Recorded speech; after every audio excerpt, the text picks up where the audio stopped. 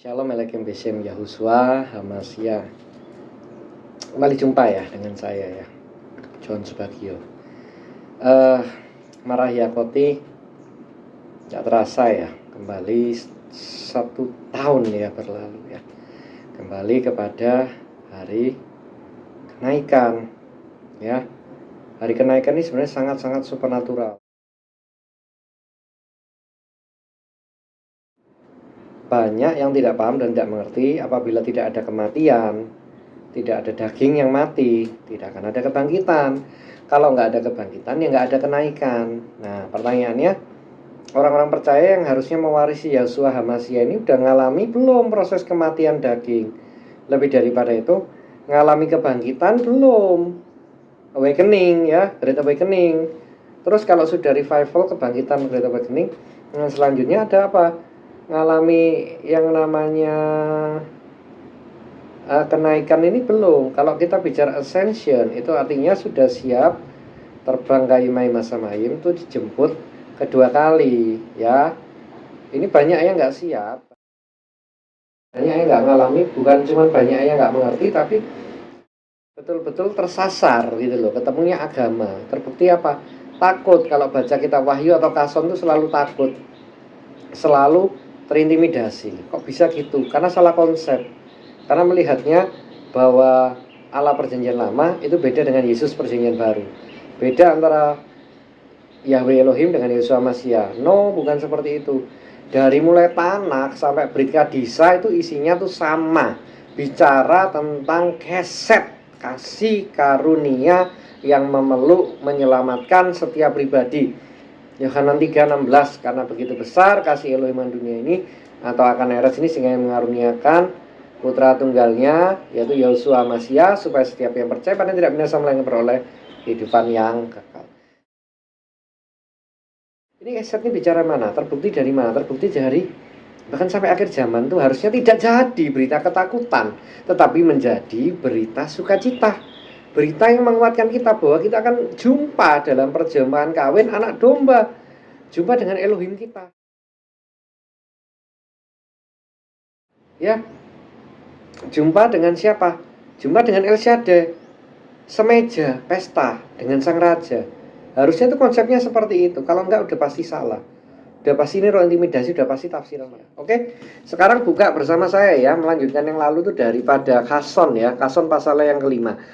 Saya bacakan ya, langsung aja ya, secara cepat ya.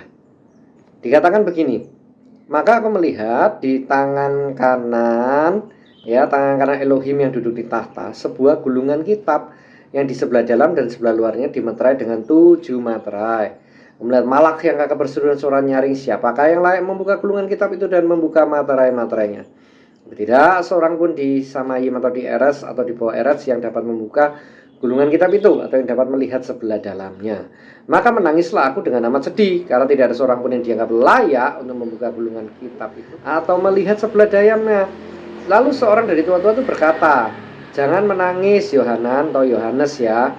Sungguhnya singa dari Yehuda, tunas David yang telah menang, dapat membuka gulungan kitab dan membuka 7 meterainya. Maka aku melihat di tengah-tengah tahta dan keempat makhluk tengah-tengah tua itu berdiri anak domba seperti yang telah disembelih, bertanduk 7, bermata 7. Lalu datang anak domba menerima gulungan dari tangan Elohim yang duduk di atas tahta. Dengan mengambil gulungan itu tersungkurlah keempat makhluk dan 24 tua-tua di hadapan anak domba. Masing-masing memegang kecapi dan cawan emas penuh dengan kemenyan. Itu adalah tefillah dari orang-orang Kados ya. Yidis ya, kita orang pilihannya. Dan menyanyikan sebuah nyanyian baru, engkau layak menerima gulungan kitab dan membuka materai-materainya, sebab engkau telah disembelih dan dengan darah yang mahal Elohim telah membeli mereka dari setiap suku, bahasa, kaum, dan bahasa. Engkau telah membuat mereka menjadi suatu malkut dan menjadi kohenim bagi Elohim kami dan memerintah sebagai malak di Eretz. Lihat, mendengar suara banyak malak sekeliling tahta, makhluk dan tua-tua berlaksa-laksa berlibu-ribu laksa. Nah, domba yang disembelih layak menerima kuasa, kekayaan, hokmah, gebura, hormat, kemuliaan dan puji-pujian. dan mendengar semua makhluk yang di Samayim dan di Eres dan di bawah Eres dan di laut dan semua di dalamnya berkata, bagi Dia yang duduk di tata, bagi Anak Domba, puji-pujian, hormat dan kemuliaan, kuasa sampai selama-lamanya. Lalu berkata, haleluya, jatuh tersungkur dan menyembah. Marah Yakoti, ini dahsyat sekali loh. Kita pahami, kita resapi, ayat demi ayat kita akan dapatkan Elohim kita itu luar biasa. Dan harapkan betapa dahsyatnya kuasa dari Bapa, Putra, Ruach HaKodes, bahwa betapa dahsyatnya dan tidak bisa dikompar. Salah sekali ajar mengatakan bahwa setan musuhnya Tuhan. Yang benar adalah bahwa malak-malak jatuh ini ya, para devil ini ya, para demon ini, atau Belzebub dan seluruh pasukannya, Samael seluruh pasukannya, bahkan juga daripada ini ya, ruah-ruah yang najis itu tadi ya, semua itu nggak level ya. Kalau Anda nanti baca di Kason yang 22, 21, mulai 20 ke atas tuh ya, Elohim Bapak itu muncul, kemudian Samayim itu digulung, buyar. Tidak ada perang. Armageddon itu sesimpel itu. Mereka yang sudah persiapkan itu selama nggak tahu berapa juta atau ribu atau ini tahun, habis saja ya. Jadi sebenarnya kabar baik bagi kita ya. Jadi dari ini ya, dari Anak sampai Brit Kadisa itu bicara tentang keset, bicara tentang kasih karunia, bicara tentang kasih dan penebusan. Maka kalau luar dari itu Anda sudah salah, Anda sudah sesat jalan ya. Jadi di yang 5 ini kita harus melihat betapa dahsyatnya. Yang bisa membuka gulungan kitab itu anak domba. Anak domba itu sudah disembeli. Makanya kenapa harus ascension? Kenapa harus naik ke atas? Ya karena telah disembeli, terima upah. Filipi 2 katakan apa? Yang taat sampai mati, bahkan mati di atas kayu salib. Maka Elohim Bapa memberikan dia nama di atas segala nama, supaya di dalam namanya bertekuk lutut yang ada di atas langit, di bawah bumi, dan di dalam bumi. Loh, ini aja udah kelihatan kok. Konsep Anda kalau bumi bulat itu udah salah. Cari tahu sendirilah. Kenapa kok Spir? Kenapa kok ada Rakia ya? Kenapa kok ada bawah Eretz ya dikatakan ya? Kenapa ada Underworld? Kenapa ada Hades ya, dunia orang mati?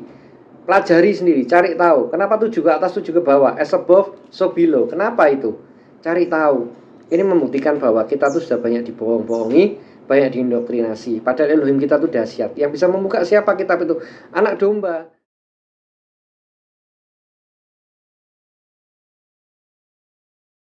Turunan dari David Melek, singa Yuda. Yuda apa artinya? Praise the Lord. Ini artinya apa? Kita memuji Yahweh Elohim Adonai dalam hal-hal yang nggak enak. Anda melihat David itu enak-enaknya saja. Anda lupa masa-masa perjuangan dia, masa dia jadi tawanan, masa dia dikejar-kejar, yang sampai ngaku orang gila. Anda tidak lihat itunya. Tapi harga yang dibayar sama. Gambaran dari Yahusua Masih yang akan datang ini, yang disalibkan, wafat, bangkit, naik ke kayu Samayim, duduk di sebelah kanan Elohim, punya kuasa untuk membuka ini, menyingkapkan rahasia-rahasia akhir zaman. Anda ikuti terus Midras ini, Anda akan dapat banyak hal. Anda akan mengerti banyak hal yang nggak pernah singkap, nggak pernah cerita di mana, bahwa Elohimnya sama, kasihnya sama. Hamba-hamba yang goblok, yang salah nafsir, yang lepas konteks, nggak ngerti Tanak, nggak ngerti Brit Kadisa, kepengaruh Calvin, Luther, suka yang barat-barat, sekarang ketambahan para American Gospel, Cowboy, membuang semua akar Ibrani, sehingga akhirnya kacau semuanya. Ya, seperti itu. Fokusnya sekarang adalah bahwa Elohim kita baik, bahwa kaset itu Ahava yang memeluk kita sampai garis akhir pun, dari awal ya, Aleph Tef, daripada ini ya, daripada Tanak sampai Brit Kadisa itu bicara kasih. Udah, Anda mengerti itu aja. Dan dia siapa? Yeshua Masih Adonai yang wafat, disalibkan, bangkit, kemudian sekarang hari ini ascension ya, naik ke kayu Samayim, anak domba disembelih, duduk sebelah kanan Elohim Bapa. Anda sadari itu, Anda alami itu, hidupmu dan saya akan luar biasa. Haleluya.